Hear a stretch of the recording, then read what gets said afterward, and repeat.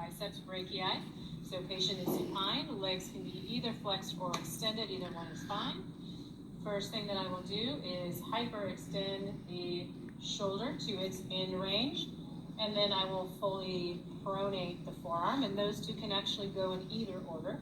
Then while maintaining that position of shoulder hyperextension and that end range pronation, I will extend the elbow. So let your arm relax all the way for me. Thank you.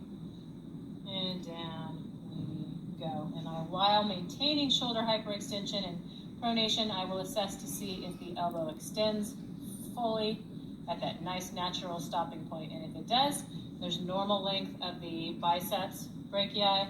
If it does not, so let's say it was here, then I would measure with my goniometer that I already had ready using shoulder or acromion process, lateral epicondyle, and in this case, ulnar styling, because that's now on the left. As for the triceps brachii, so to do that, I will first bring the shoulder into its end range flexion. Let your arm relax all the way. And I'm going to try to keep that external rotation in the humerus. There's in range, and now while maintaining that in range of the glenohumeral joint, I will fully flex the elbow, or flex until I feel that soft tissue tension. And that's where I would then make my assessment. And what I'm looking for normal is full elbow flexion as compared to goniometric range of motion.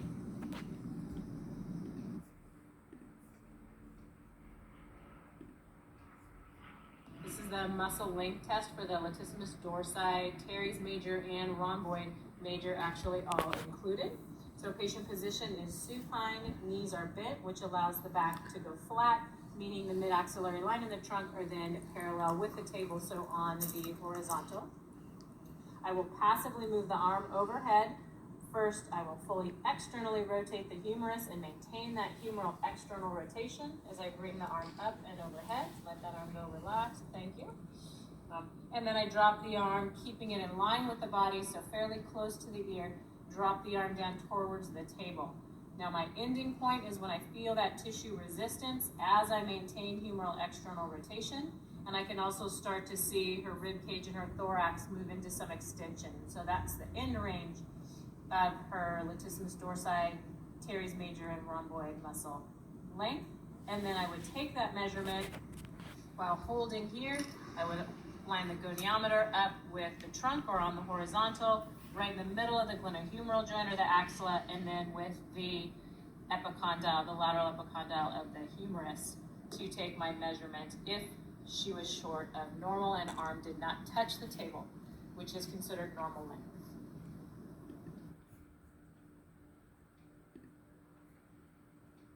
So this is the muscle length test of the pectoralis minor, but also including the coracobrachialis and short head of biceps assessments. So initially I will start by having my patient in supine, the standard position. Knees are bent, so trunk is on the horizontal. I will take an initial assessment by standing to the side and looking to see if her humerus and shoulder girdle appears to be in an anterior tilt, and I can do that by, let your shoulders relax for me, good.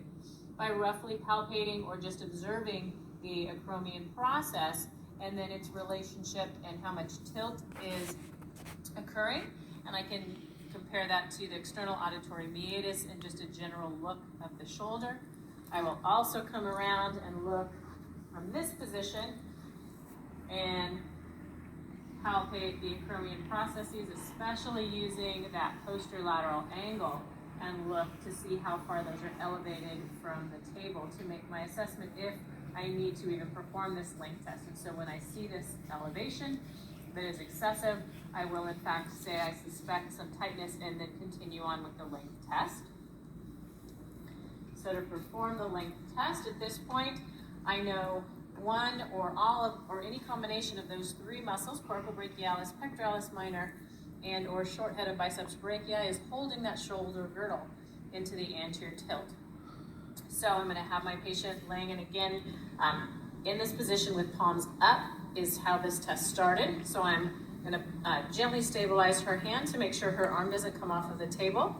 I look for coracoid process in the lateral end of the clavicle and the acromion and I gently apply my hand to those structures and apply a gentle pressure just to take up the slack in the tissue and to feel how much resistance I'm getting. So there's just that much resistance, and that will be the starting point of my test and where I maintain my pressure. From that point, the first thing that I do is just flex the elbow slightly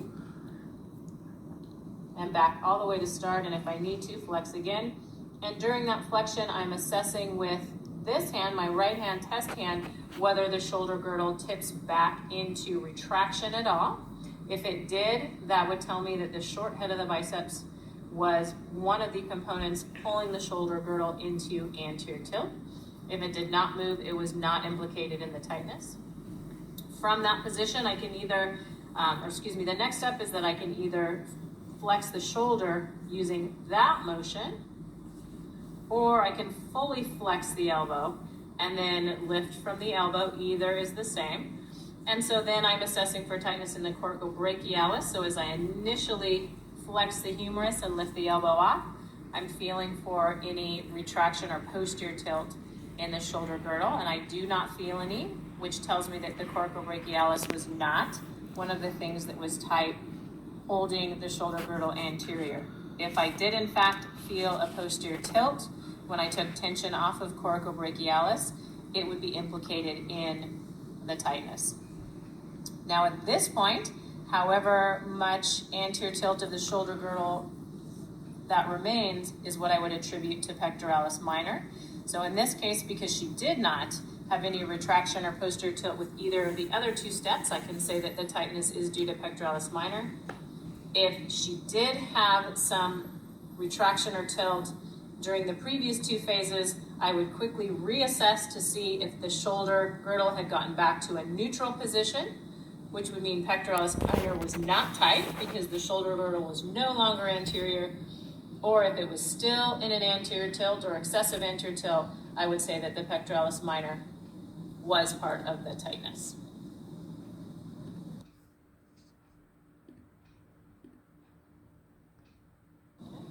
And now muscle length test for the pectoralis major. Both the sternocostal as well as the clavicular fibers will be performed. For the sternocostal fibers, for both fibers, the test position is again supine with knees flexed so that trunk then ends up on the horizontal or parallel to the table. I will again externally rotate the humerus, and while maintaining that humeral external rotation for the sternocostal fibers, I will align the arm in approximately the line of those fibers, so in about 135 degrees of elevation. And then I will slowly, while maintaining the humeral external rotation, allow the arm to drop down towards the table. And when I feel that tissue resistance or start to see a little bit of thoracic or trunk rotation, then I know that was the end of her muscle length. If the patient is normal, they will lie flush onto the table with their humerus. And if they are not, I would take that measurement by choosing a bony landmark, usually the epicondyle, and measure from epicondyle distance to the table to get my objective measurement. And for the clavicular fibers, I will perform a similar test into humeral external rotation and allow the arm to drop in that 90 degrees of abduction or horizontal abduction plane, and then drop down looking for humerus. Let your arm go totally relaxed for me. Flush on the table. And if the humerus is flush on the table, then it is considered normal. If not, and humerus is not on the table, that's considered limited. And then I would either measure this angle here with my goniometer or measure epicondyle to table height as well if I had the table there underneath the arm.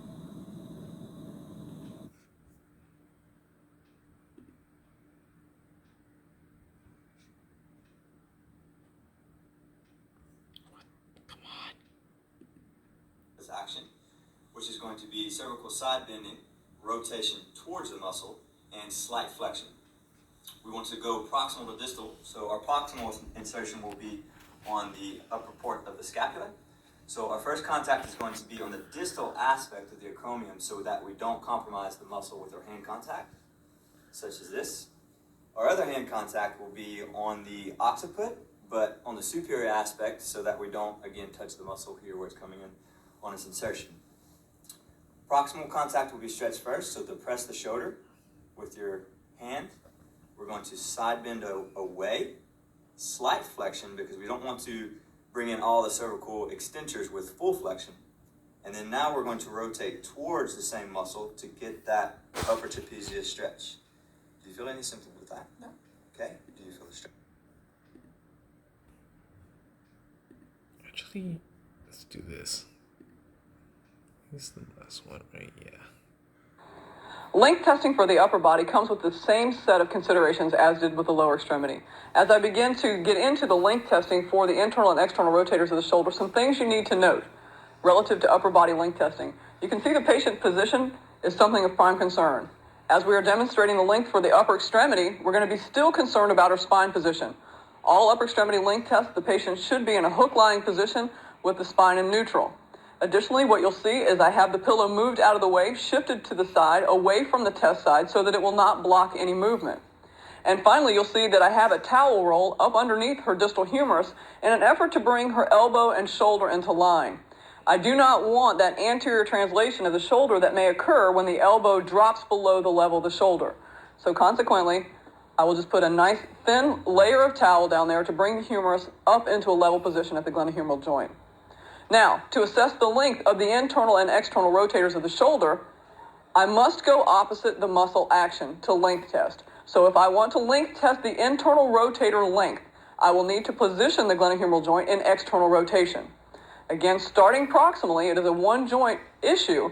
I'm going to put my hand just for contact purposes and comfort of the patient on her anterior shoulder joint. The primary stabilization for this technique comes from the table posteriorly as the scapular motion is blocked by the table. I will put my hand here and then begin to drop her upper extremity into an externally rotated position. You can see that she has adequate external rotation, adequate internal rotator length, because she has achieved 90 degrees of external rotation. That is a normal internal rotator length. Now, to assess the length of the external rotators, I must look at how much internal rotation I have. The stabilization for here and this movement becomes very important because if I do not stabilize that anterior shoulder as I internally rotate, what you will notice is a compensation at the shoulder. And so I must block that, stabilizing proximally, as with all length tests. I will stabilize here and begin to internally rotate her arm. This is stretching or lengthening the external rotators. And in order to have adequate length of the external rotators, I will be looking for full internal rotation range, which is about 70 degrees. And you can see that we have... What's good?